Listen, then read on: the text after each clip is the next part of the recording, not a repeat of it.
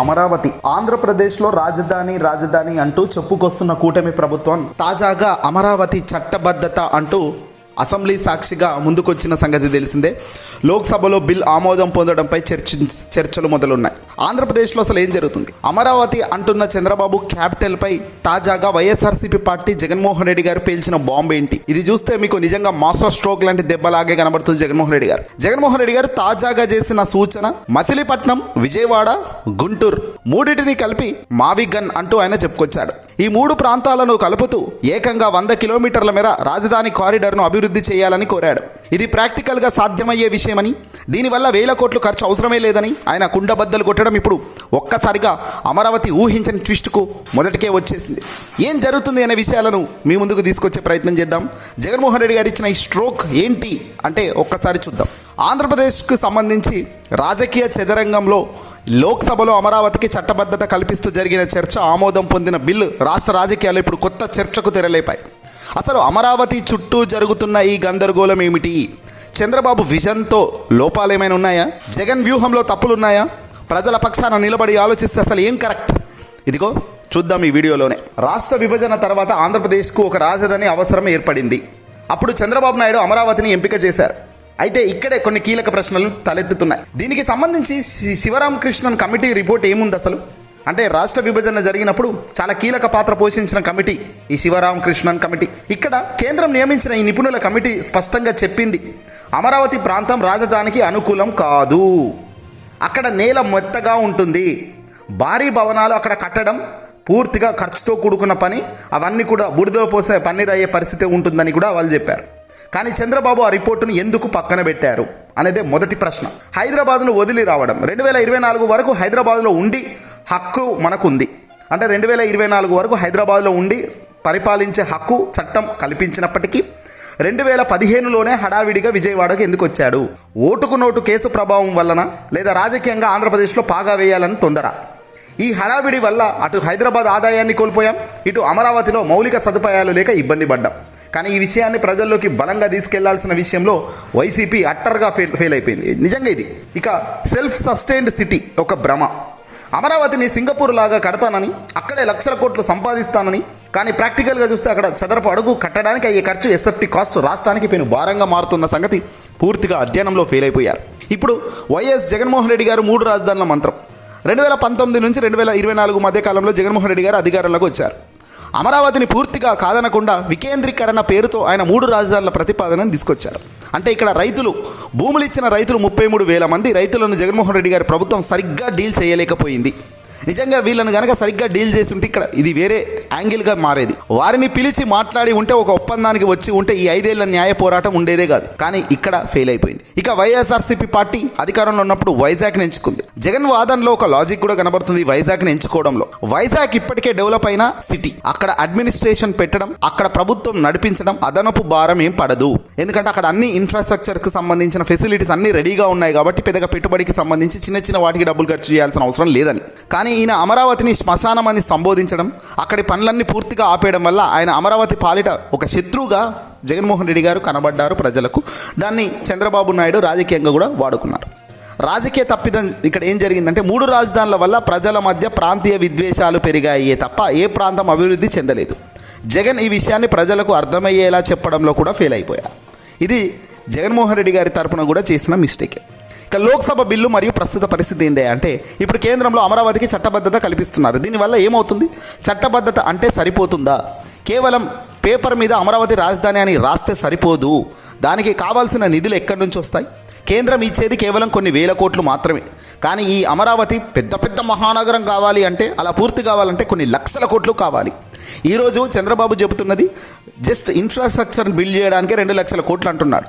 అంటే ఒక డ్రైనేజీలు, ఒక లైన్లు, వైర్ల లైన్లు కావచ్చు, డ్రైనేజ్ ఫెసిలిటీస్ కావచ్చు, వాటర్ కనెక్షన్ కావచ్చు, అంటే బేసిక్ ఇన్ఫ్రాస్ట్రక్చర్ కావడానికి 2 లక్షల కోట్లు ఖర్చు అవుతుంది అంటున్నాడు చంద్రబాబు నాయుడు గారు. డిజైన్లకు కావచ్చు, ఇతర చిన్న చిన్న మనలకి. మరి అలాంటప్పుడు ఒక మహానగరం కావాలంటే ఎన్ని లక్షల కోట్లు అవుతుంది, ఎంత సమయం పడుతుంది? ఆ సమయం పెరుగుతున్న కొద్దీ డబ్బులు అంచనా కూడా పెరుగుతూ పోతుంటుంది కదా. ఈరోజు 1 లక్ష కోట్లు కాస్త 10 లక్షల కోట్లు, 20 లక్షల కోట్లు, 30 లక్షల కోట్లు అని ఇలా పెరుగుతూ పోతుంటే వచ్చిన ప్రతి ముఖ్యమంత్రి, కూర్చున్న ప్రతి చైర్ బాధపడుతూ ఉండాలి ముఖ్యమంత్రి హోదాలో. అప్పటికి చంద్రబాబు బహుశా 100 ఏళ్ళు దాటిపోయి ఉంటుంది కాబట్టి ఆయన ఉంటారో ఉండరో తెలియదు. మరి ఆ తర్వాత వచ్చే వాళ్ళను నెక్స్ట్ జనరేషన్స్ అన్నీ కూడా ఇబ్బంది పడాలి కదా, నెక్స్ట్ జనరేషన్స్ అన్నీ కూడా కుప్పకూరాలి కదా అనేది జగన్ వాదన. ఇక ప్రతిసారి మనం అప్పులో ఉబ్బిలో ఇరుక్కుపోవాలి. ఆంధ్రప్రదేశ్ ప్రభుత్వం ఇప్పటికే అప్పుల్లో ఉంది కదా. మరి ఈ అప్పులు మళ్ళీ అమరావతి కోసం కొత్తగా అప్పులు చేయడం అంటే రాష్ట్ర భవిష్యత్తును రిస్క్లో పెడుతున్నట్టే అనేది మేజర్గా కనబడుతున్న అంశం. ఇక ఇదే అంశంలో జగన్మోహన్ రెడ్డి గారు నిన్న మాట్లాడుతూ మాస్టర్ స్ట్రోక్ ఇచ్చారు. వీడియోలో అత్యంత ఆసక్తికరమైన అంశం ఏంటంటే జగన్ తాజాగా ఒక కొత్త ప్రతిపాదనను తెరపైకి తెచ్చారు. అదే విజయవాడ గుంటూరు మచిలీపట్నం గ్రోత్ కారిడార్. ఈ వ్యూహం ఏంటంటే అమరావతి అనే ఒక పచ్చని పొలాల్లో కొత్త నగరం కట్టడం కంటే ఇప్పటికే నగరాలుగా ఉన్న విజయవాడ, గుంటూరు, మచిలీపట్నం బందర్లను కలుపుతూ 100 కిలోమీటర్ల మేర రాజధానిని అభివృద్ధి చేయడం. ఇది ఎందుకు లాభం అంటే బందర్లో ఆల్రెడీ ప్రస్తుతం పోర్ట్ ఉంది కాబట్టి అది ఎకనామిక్ ఇంజన్ అవుతుందని, విజయవాడ ఒక బిజినెస్ హబ్ అవుతుందని, గుంటూరు ఎడ్యుకేషన్ మరియు కమర్షియల్ హబ్గా గుంటూరుగా మారుతుందని, వీటి మధ్య ఉన్న హైవేపై సెక్రటేరియట్, అసెంబ్లీలు కడితే చాలు అని ఇక్కడ జగన్మోహన్ రెడ్డి గారు చెప్పుకొచ్చారు. ఖర్చు తగ్గుతుందా అంటే అమరావతిలో రోడ్లు, డ్రైనేజీలకే 1000 కోట్లు అవుతున్నాయి కదా. కానీ ఈ కారిడార్లో ఆల్రెడీ ఉన్నాయి కాబట్టి కేవలం ఒక 10 నుంచి 20 వేల కోట్లు అద్భుతమైన రాజధాని తయారవుతుంది. ఇది ప్రజలకు కూడా నచ్చే ప్రాక్టికల్ ఐడియా అని ఇక్కడ క్లియర్గా కనబడుతుంది. చివరికి అసలు ఆలోచించాల్సింది ఒకటే, రాజధాని అనేది ఒక పార్టీ ఆస్తి కాదు, అది 5 కోట్ల మంది ఆంధ్రుల కళ. చంద్రబాబు విజనరీగా మారాలి అనుకుంటే ప్రాక్టికల్ ఖర్చులను దృష్టిలో ఉంచుకోవాలి. జగన్ ప్రజా మద్దతు పొందాలనుకుంటే రైతుల కన్నీళ్లను తుడవాలి. అమరావతి నది పక్కన కట్టాలా లేక విజయవాడ బందర్ రోడ్డు మీద కట్టాలా అనేది పక్కన పెడితే ఏ నిర్ణయం తీసుకున్నా అది రాబోయే తరాలకు భారం కాకూడదు.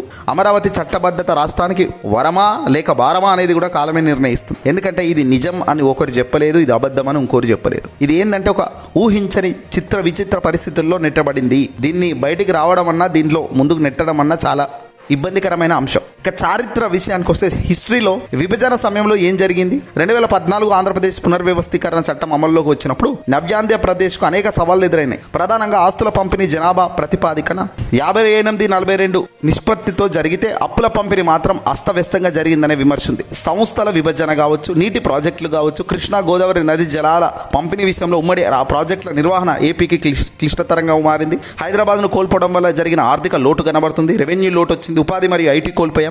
ప్రభుత్వ కార్యాలయాలు పోయాయి. రాజధాని పరిశీలన ఉన్న నగరాలు.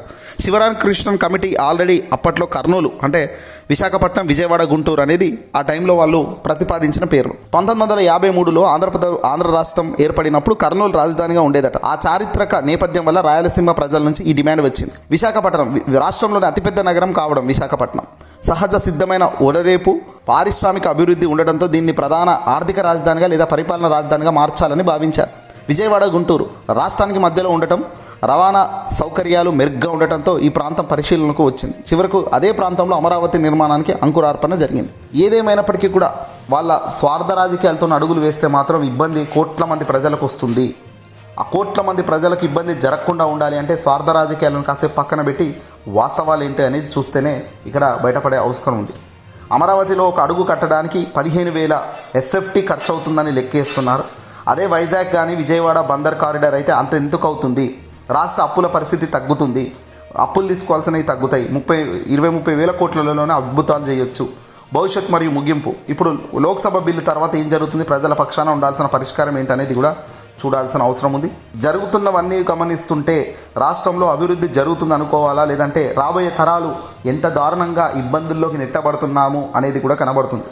ఎందుకంటే జగన్మోహన్ రెడ్డి గారు ఇచ్చే ప్రతి స్ట్రాటజిక్ మూవ్ కొన్ని సంవత్సరాల తర్వాత విజయాన్ని ఇస్తాయి. బహుశా ఈరోజు ఇవ్వకపోవచ్చేమో, కానీ ఆయన చెప్పే దాంట్లో, ఆయన చూపించే దాంట్లో వాస్తవం ఉంటుంది, నైతిక విలువలు ఉంటాయి. కానీ ప్రభుత్వం కూటమి చేసే ప్రతి పనిలో కూడా నైతిక విలువలు ఉండవు. పైగా వాళ్ళు చేసేవి వాళ్లకు సంబంధించి న్యాయం కోసం, వాళ్ళకి సంబంధించిన అంశాల్లో గెలుపుల కోసమే వాళ్ళు చూస్తున్నారు తప్ప రేపటి తరం భవిష్యత్తు చూడడం లేదనేది కనబడుతుంది.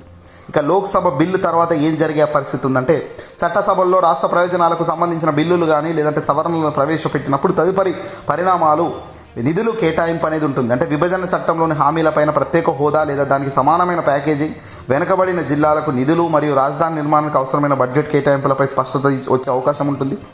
పోలవరం ప్రాజెక్టు జాతీయ ప్రాజెక్టుగా ఉన్న పోలవరం పనులు వేగంగా పెరగడానికి రివైజ్డ్ కాస్ట్ ఎస్టిమేట్స్ ఆమోదించే అవకాశం ఉంటుంది. సంస్థల విభజన ముగింపు ఉంటుంది.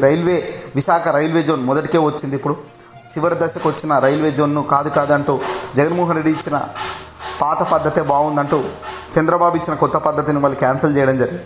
ప్రజల పక్షాన ఉండాల్సిన పరిష్కారం ఏంటంటే, రాజకీయాలకు అతీతంగా రాష్ట్ర భవిష్యత్తు కోసం నిపుణులు సూచిస్తున్న కొన్ని కీలక పరిష్కారాలు ఉన్నాయి. వికేంద్రీకరణ, సమతుల్య అభివృద్ధి. అంటే కేవలం ఒక ప్రాంతంపై ఆధారపడకుండా ఉత్తరాంధ్ర, కోస్తా మరియు రాయలసీమ ప్రాంతాల్లో పారిశ్రామిక క్లస్టర్లను ఏర్పాటు చేయాలి. దీనివల్ల వలసలు తగ్గుతాయి. ఉపాధి కల్పన, ఐటీ మరియు మ్యానుఫ్యాక్చరింగ్ రంగాల్లో పెట్టుబడులను ఆకర్షించడం ద్వారా యువతకు స్థానికంగానే ఉద్యోగ అవకాశాలు కల్పించినట్టు అవుతుంది. రాయలసీమ వంటి కరువు ప్రాంతాలకు సాగునీరు అందించే ప్రాజెక్టులను యుద్ధ ప్రాతిపదికన పూర్తి చేయడం ద్వారా రైతాంగాన్ని ఆదుకున్నట్టు అవుతుంది. అలాగే తిరుపతి, విశాఖపట్నం, మంగళగిరి వంటి నగరాల్లో ఇప్పటికే ఉన్న జాతీయ స్థాయి విద్యా సంస్థలు లైక్ ఐఐటి కావచ్చు, ఏఐఎంఎస్ కావచ్చు, ఐఐఎం వీటిని మరింత బలోపేతం చేస్తే నైపుణ్యం కలిగిన మానవుల వనరులు తయారవుతాయి. ఇక్కడ రాష్ట్ర విభజన జరిగి కలిగిన లోటును పూడ్చుకోవడానికి కేవలం నిధులు మాత్రమే సరిపోవు, దూరదృష్టి, సుస్థిర పరిపాలన కూడా అవసరం. కేంద్ర ప్రభుత్వం నుంచి రావాల్సిన రాజ్యాంగబద్ధమైన హక్కులను సాధించుకుంటూనే సొంత వనరులను సద్వినియోగం చేసుకోకపోతే రాష్ట్రం ముందుకు పోయే పరిస్థితి ఉండదు. ఏదేమైనప్పటికీ కూడా జగన్మోహన్ రెడ్డి గారు మరి లేవనెత్తిన పాయింట్లను నిజంగా కూటమి ఆలోచిస్తుందా, లేదంటే ఖచ్చితంగా ఆలోచించకుండా వాళ్ళు అడుగులు వేస్తారా?